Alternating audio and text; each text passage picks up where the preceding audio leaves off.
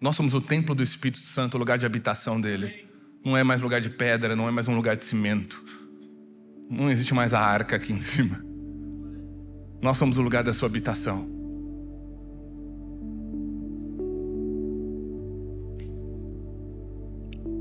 Muitos de nós,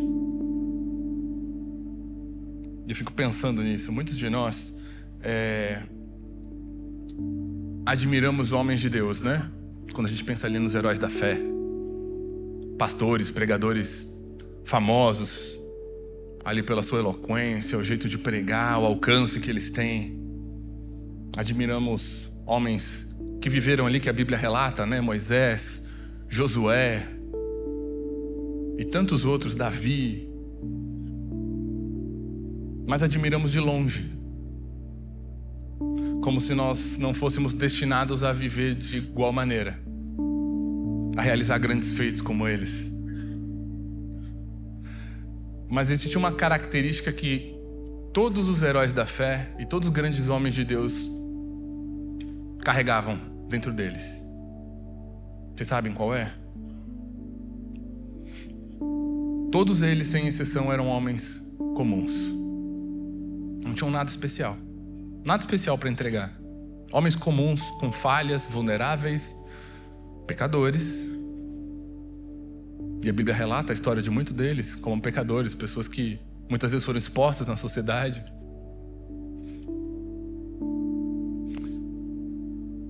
Mas muitas vezes nós olhamos para dentro de nós e nos vemos como pessoas inaptas, inadequadas para viver esse sobrenatural, para experimentar a Deus. E a gente acaba desmerecendo aquilo que foi entregue por Deus para nós. E é um pouco sobre isso que eu gostaria de conversar com vocês hoje. Nós desmerecemos aquilo que foi entregue por Ele para nós. Vivemos a nossa rotina, de domingo a gente vem à igreja, escuta a palavra, ouço o pastor pregando, assisto no YouTube uma pregação legal de um pastor famoso e sigo minha vida, né? E acabamos desmerecendo aquilo que Ele nos entregou, o tesouro que Ele colocou dentro de nós. Então, quando eu digo que você é templo do Espírito Santo, é porque Ele colocou um tesouro, um potencial dentro de você. Existe algo poderoso dentro de você. Você é feito de pó, você é frágil e vulnerável. Mas existe um tesouro depositado dentro de você. Fala para a pessoa que está do seu lado. Existe um tesouro depositado dentro de você.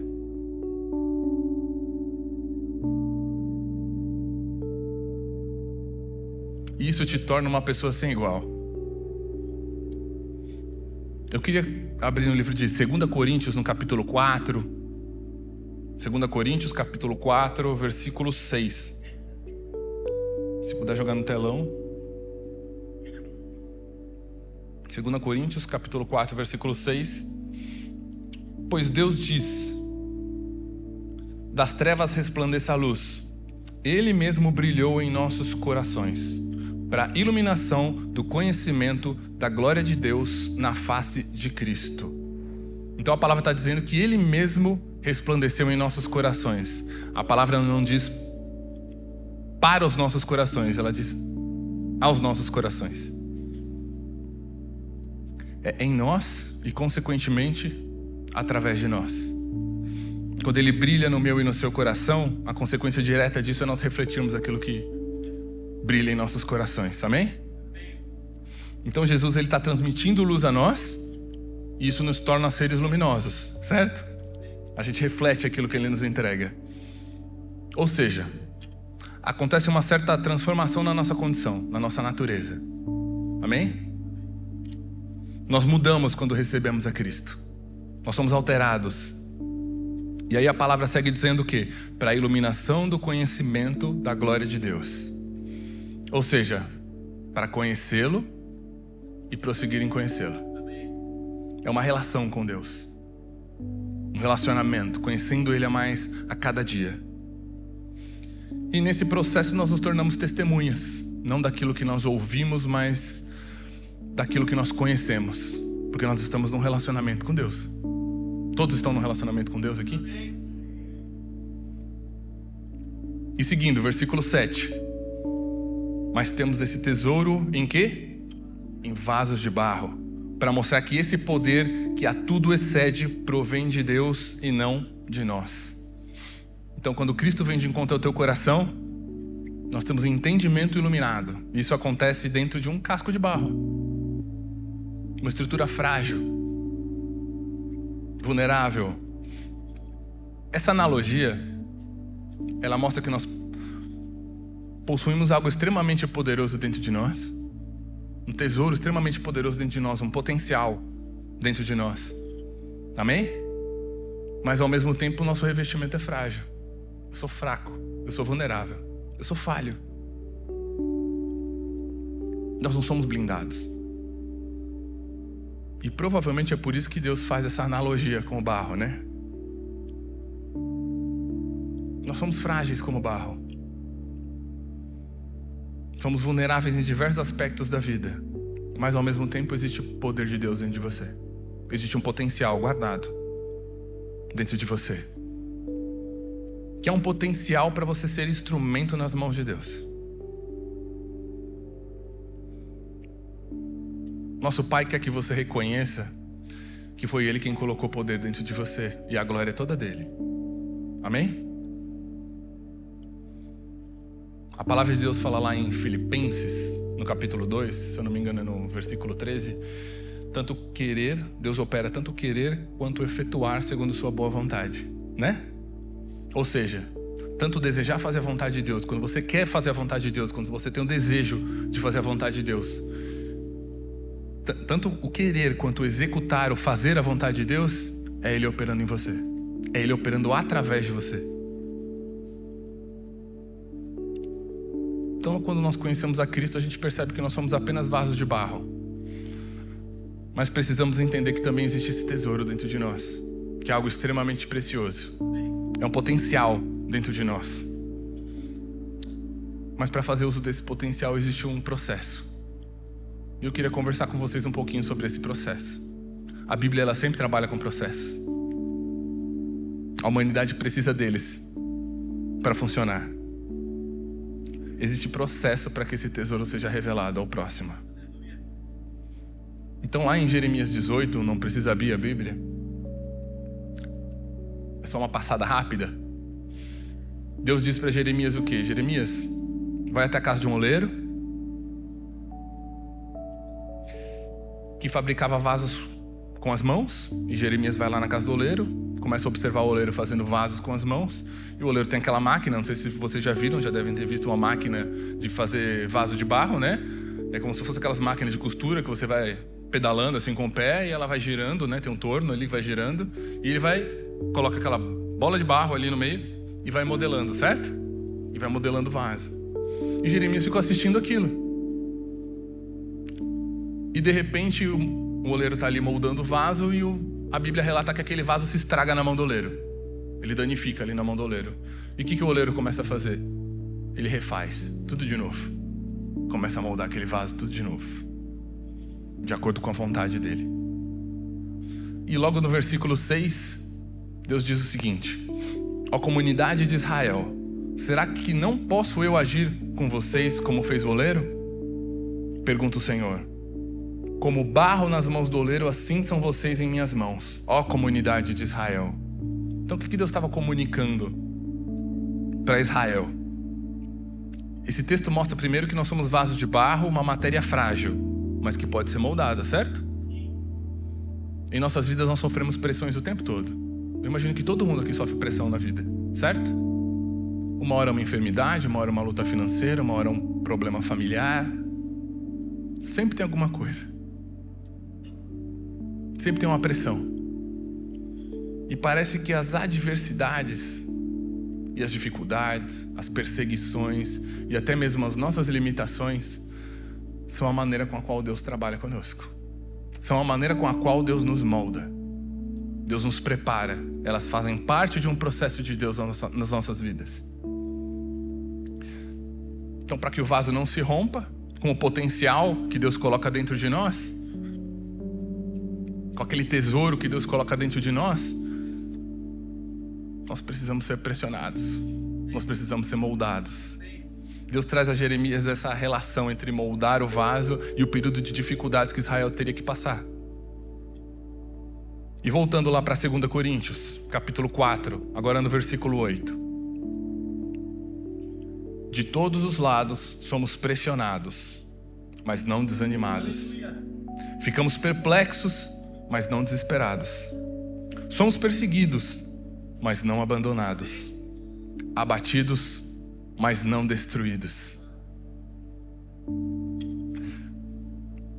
Deus nos promete blindagem? Te proteger do mal? Dos percalços da vida? Não, né? Somos vulneráveis às adversidades. A palavra nos garante que nós somos gerados de uma semente incorruptível. Amém? Ou seja, durante o processo, a gente não perde a essência. Durante a prensa da vida, a nossa essência está garantida. Amém? Quem você é está garantido. Tua identidade em Cristo vai estar sempre garantida, independente das pressões que o mundo faz em cima de você. A nossa essência não pode ser destruída. Mas os sofrimentos e as angústias, eles são inerentes à vida. Não dá para viver sem se angustiar. Não dá para viver sem dor. Porque a dor nos forja. A dor nos prepara. Isso não pode ser separado da vida humana. Assim como Deus disse para Paulo que não tiraria a vulnerabilidade dele, o espinho na carne dele. E aparentemente aquilo envergonhava Paulo. Ele também nos mostra que nós vamos passar por muito perrengue na vida. As lutas vão vir, as dificuldades vão vir, mas elas fazem parte de um moldar de Deus.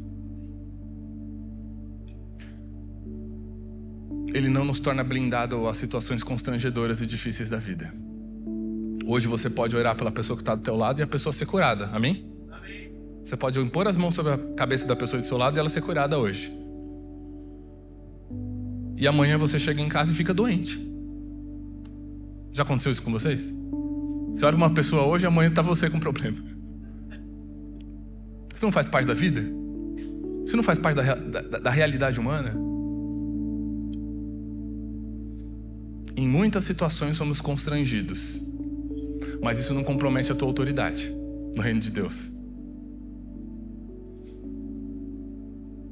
Mas se você estiver esperando um evangelho fácil, ser feliz, ter satisfação na vida, aquela sensação de alegria transbordando, larga o evangelho. Evangelho não é Deus realizando a minha vontade. Nunca foi. Nunca foi sobre isso. O evangelho não é Deus alterando a órbita da terra para me beneficiar. A gente foi intoxicado por muitos anos com teologia da prosperidade. E a gente precisa se desfazer disso. Evangelho não é para me tornar satisfeito. Evangelho é cruz. Evangelho é entrega. Evangelho é amar o próximo, é se esticar pelo próximo.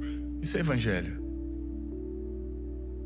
Mas muitas vezes a gente espera um evangelho que amacie para o nosso lado, que nos beneficie. Vou prestar um concurso. Sou eu e mais 100 ímpios. Certeza que eu vou ser beneficiado. Não funciona assim, campeão.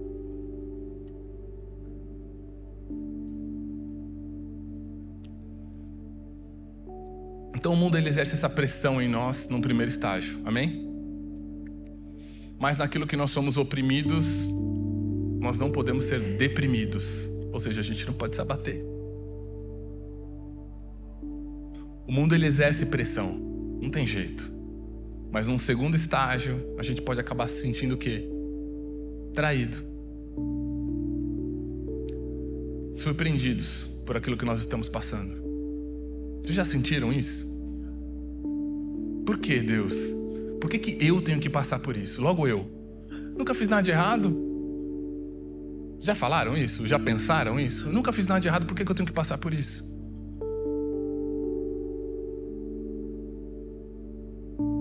fulano lá faz tudo errado e não tá passando os perrengues que eu passo. Será que eu tô em brecha? Aí você vai conversar com o irmão fala, é melhor orar, porque acho que você tá em brecha. Vocês já ouviram isso? Eu já. Mas Jesus veio ao mundo não para ensinar você a ser honrado, mas para te ensinar a ser surpreendido, para te ensinar a ser traído. Alguém aqui já foi traído? Por um amigo? Por um cônjuge? Por um líder? Somos traídos por pessoas que amamos muitas vezes. Não é verdade?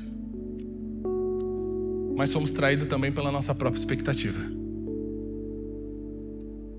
E é isso que nos corrói por dentro. É ser traído pela nossa expectativa. Eu esperava que, de alguma maneira, Deus iria aliviar. Ele nos ensina a sermos traídos e não desanimarmos. Muitos de nós sentimos a pressão que o mundo exerce em nós, mas alimentamos a expectativa de que Deus vai aliviar as coisas para nós. No fundo, a gente alimenta essa expectativa. Uma hora Deus pega leve comigo. Deixa eu contar uma coisa para vocês. Só que não.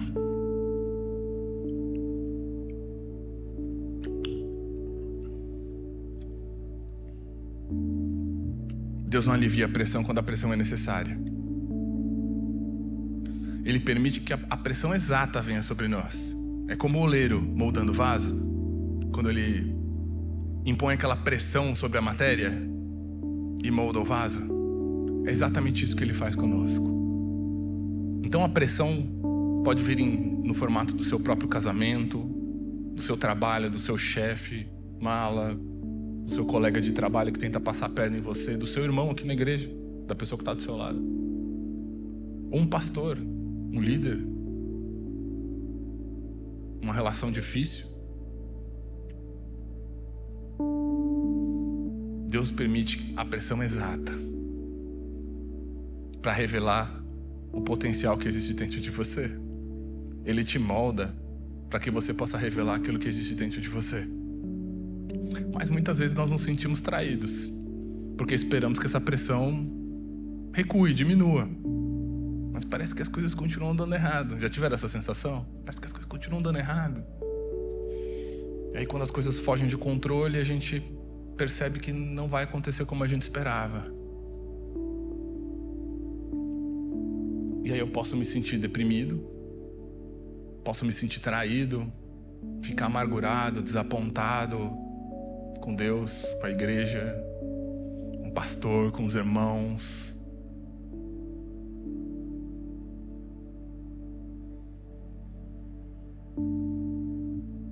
Mas o que a gente deve fazer quando a pressão é grande e eu sinto que eu não vou suportar? É uma pergunta legal para se fazer, né? A gente faz como Jesus, né? Jesus, ao mesmo tempo em que foi perseguido e foi humilhado, ele acreditava em relacionamentos. Ele investia em relacionamentos o tempo todo. E quando eu falo de comunidade, eu estou falando a respeito disso. Ao mesmo tempo em que ele foi perseguido e foi humilhado, ele acreditava nas relações humanas. Com o Pai, com os irmãos, com os discípulos. Jesus decepcionou os discípulos? Decepcionou. O que eles esperavam de Jesus? Um guerreiro. Um rei na terra.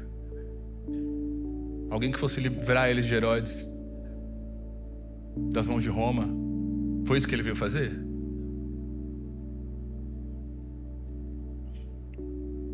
Não, ele investiu em relacionamentos.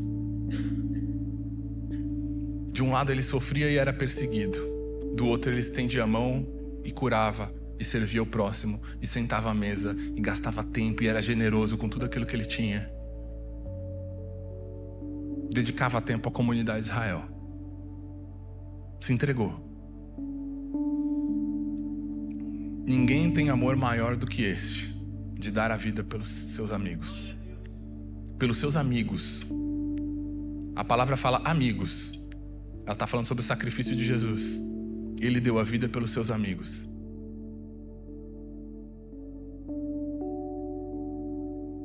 Existe um bom caminho para você trilhar se você tem passado dificuldades.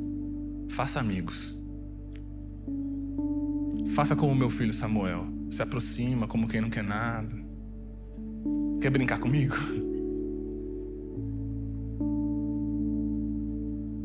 Igreja é comunidade. Ao invés de se isolar, se afastar, Jesus te entregou dia após dia por quem Ele amava. Até o dia da entrega final dele na cruz do Calvário. Ele se entregou dia após dia. Eu me sinto impotente, eu sinto que o meu esforço não está sendo reconhecido. Vem aquela mania de perseguição às vezes, tudo dá errado para mim. E a nossa tendência é se isolar, né? É se afastar, é parar de se relacionar. Ninguém liga para mim, ninguém cuida de mim. Quantas vezes eu ouvi isso?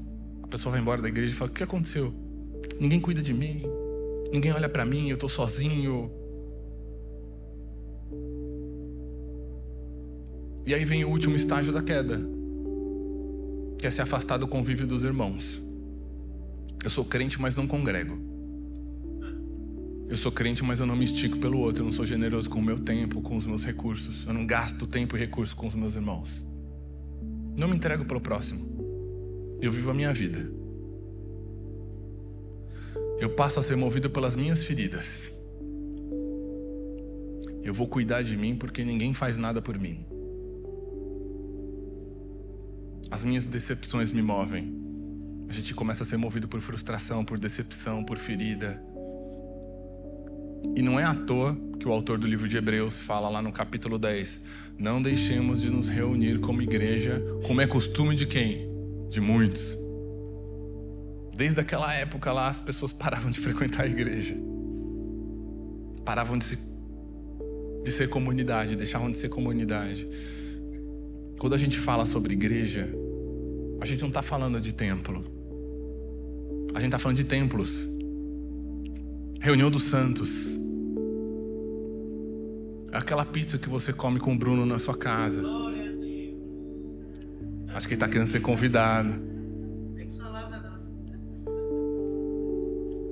É aquele churrasco que você faz com os amigos. É aquele hambúrguer que você come com seus irmãos. É aquele tempo que você despende para perguntar como é que você tá. E aí? Que você gasta tempo. Você pertence a uma família. Não deixa de congregar. Não desista. Pressões da vida, depressão ou apatia, isolamento, e aí a gente desiste. Esse é o trajeto de muitos.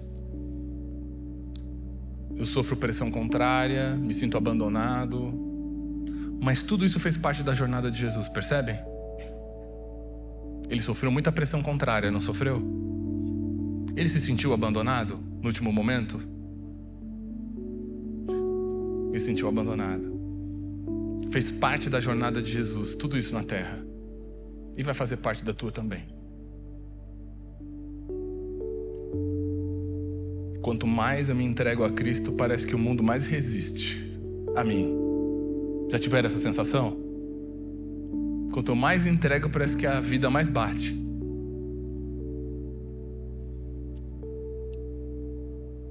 Mas essa palavra, ela precisa ser um alento para você. Ela precisa ser descanso para o teu coração e não preocupação. Significa que Ele está em você todos os dias, independente daquilo que você estiver passando. Ele não está com você. A gente tem a mania de falar: vai com Deus, né? Vai com Deus, fica com Deus. A gente não vai com Deus. Ele vai dentro de nós. O Espírito Santo vai habitando dentro de nós.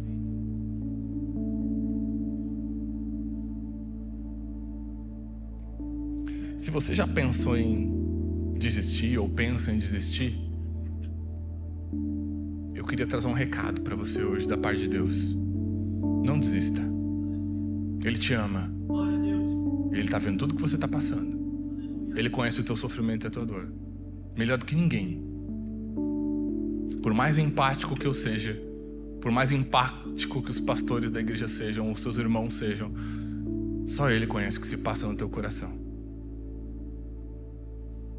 Ele te entende. Ele está em você. Não desista. Senão, na hora da pressão, em vez de você revelar glória, em vez de você revelar poder, em vez de você revelar o tesouro que Ele colocou dentro de você, o que serão revelados vão ser feridas.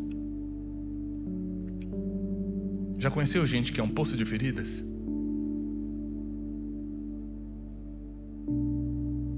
Quando você pergunta como tá a pessoa, ruim, tá difícil.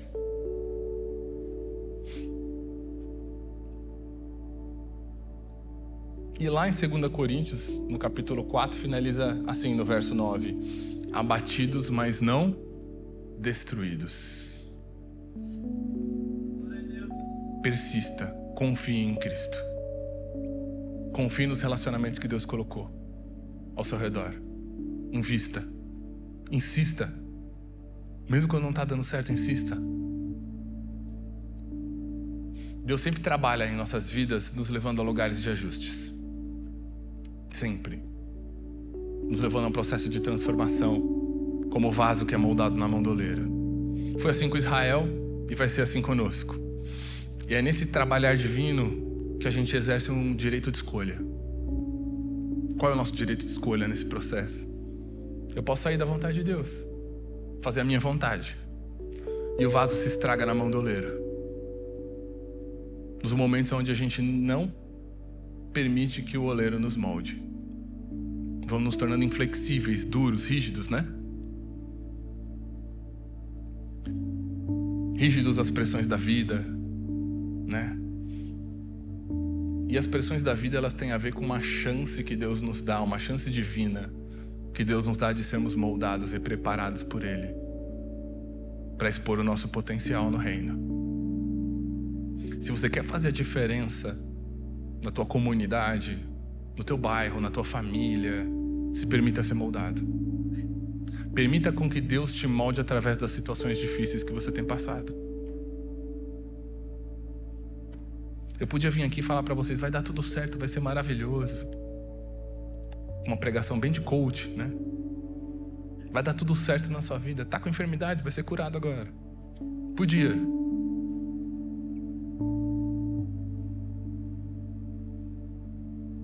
Mas muitas vezes Deus permite com que nós convivamos com uma enfermidade. Muitas vezes Ele cura. E outras vezes Ele permite com que nós convivamos com uma enfermidade, com uma limitação. Às vezes um espinho na carne. As pressões da vida têm a ver com essa chance divina. Seja maleável. Permita que Ele te molde. Que você possa responder a Deus e se deixar ser trabalhado por Ele. Amém? Eu queria finalizar com Isaías capítulo 42. Isaías capítulo 42, versículo de 1 a 3.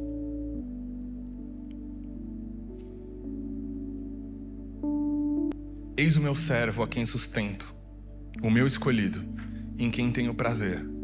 Porei nele o meu espírito e ele trará justiça às nações. Não gritará, nem clamará, nem erguerá a voz nas ruas. Não quebrará o caniço rachado e não apagará o pavio fumegante. Com fidelidade fará justiça. Talvez você já não veja mais uma chama acesa dentro de você, mas o fogo está lá. Já viram um pavio fumegante? Paviozinho, quando ele está só fumegando. E com um leve sopro, a gente dá aquela sopradinha nele, se soprar com força ele apaga. Mas se a gente dá um leve sopro naquele pavio, ele reacende. E é assim que Deus trata conosco. É um leve sopro do Espírito e a chama acende de novo. É assim que Deus te trata, com gentileza, sabendo a sua medida. Ele nunca passa a nossa medida, Ele sabe a nossa medida. Ele conhece as suas limitações. Não desista. O Espírito de Deus está sobre você. Onde todos achavam que a chama já tinha apagado, ela continua acesa. Basta um sopro. cana é quebrada, mas ela não vai ser esmagada. A cana, quando ela é quebrada e replantada, ela multiplica. Mas quando ela é esmagada, ela chega ao final da sua vida. Então você extrai dela açúcar, caldo de cana, mas a vida dela chega ao fim quando ela é esmagada. Mas quando a cana é quebrada, ela é replantada, ela multiplica. Você foi quebrado para multiplicar a virtude, para multiplicar a vida. Se você sente que você está sendo quebrado pelas situações da sua vida, entenda que é para multiplicar a vida. É para multiplicar virtudes, as virtudes de Deus.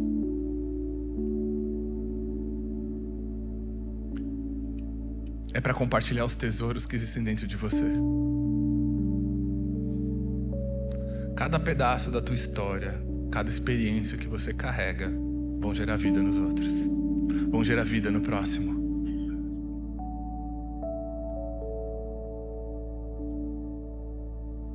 Que nós possamos frutificar, amém?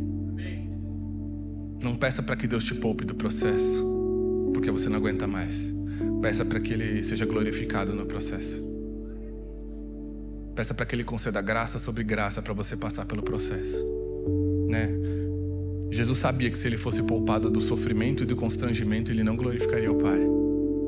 Ele chega ali um pouco antes de ser crucificado e diz o quê?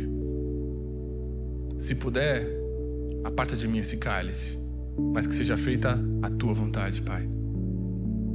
Ele sabia que ele não podia ser poupado desse processo, do constrangimento, da exposição, da dor. Que o Senhor te conceda graça sobre graça, para passar pelas dificuldades, para passar pelos processos, porque processos acabam, eles passam, eles não são eternos. E eu quero te dizer que no meio do processo as dificuldades vêm, mas não é o fim da linha, fiquem tranquilos. Mas perdoe, congregue, cuide do próximo, cure as pessoas com suas palavras e com as suas atitudes.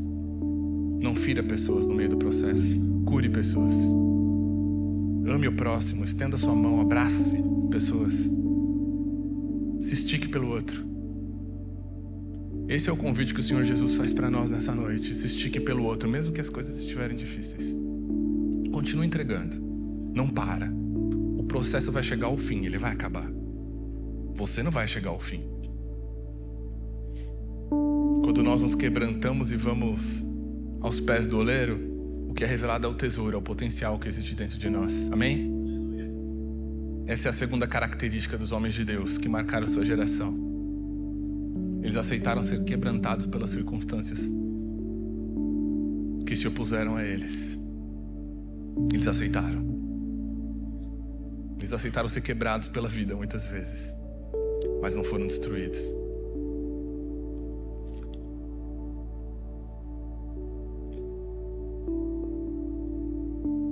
Caímos muitas vezes, somos frágeis, vulneráveis como vasos de barro. Mas como vaso de barro nós podemos permitir que o Pai nos molde através das dores, através das lutas desse mundo. Nesse processo eu posso enrijecer nas mãos do oleiro, ou posso permitir que Ele me molde. No final das contas, a escolha é sua. Eu queria te convidar a você se levantar.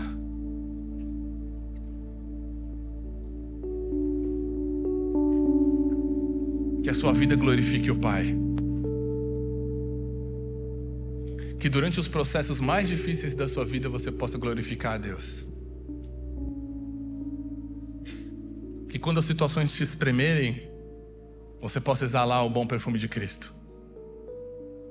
A luz, o potencial, o tesouro que existe de você, que ele seja exposto ao mundo.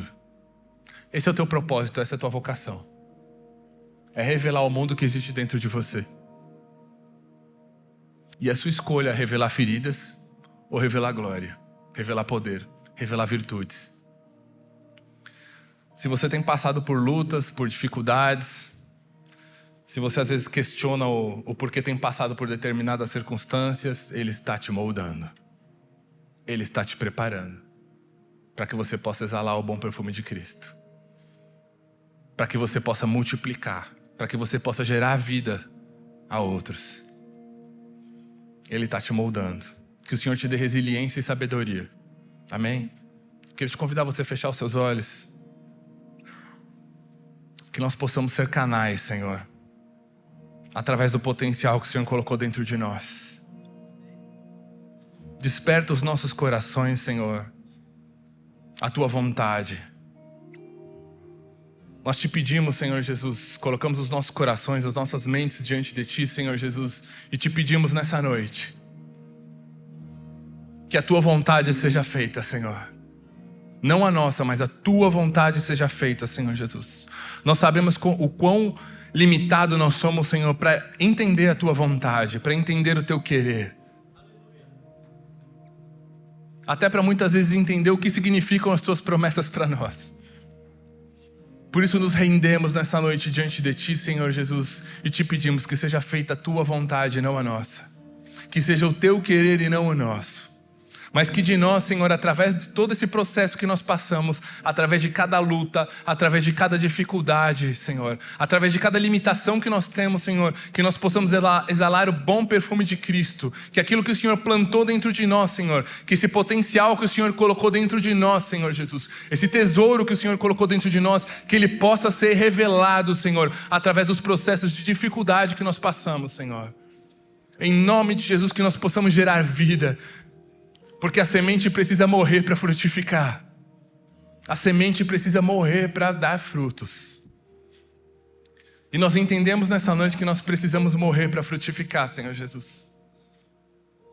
Senão não valeria a pena te seguir, Senhor Jesus. Se não for para dar frutos, se não for para viver debaixo da Tua vontade, se não for para cumprir o Teu querer, Senhor Jesus, não vale a pena seguir. Por isso nós te pedimos, opera em nós, Senhor. Opera em nossos corações, transforma a nossa mente, transforma o entendimento de cada um dos meus irmãos, Senhor. Em nome de Jesus, para te ver, Senhor, através de cada processo, através de cada luta, que meus irmãos possam te ver, Senhor Jesus. Que eles possam vislumbrar a Tua vontade e entender que aquilo tem um fim, que os processos se acabam. E que o fim desses processos é gerar vida ao próximo, multiplicar as Tuas virtudes nessa terra, Senhor. Semear a vida ao próximo, viver em comunidade, Senhor. Plantar amor. Em nome de Jesus. Em nome de Jesus. Os planos para mim.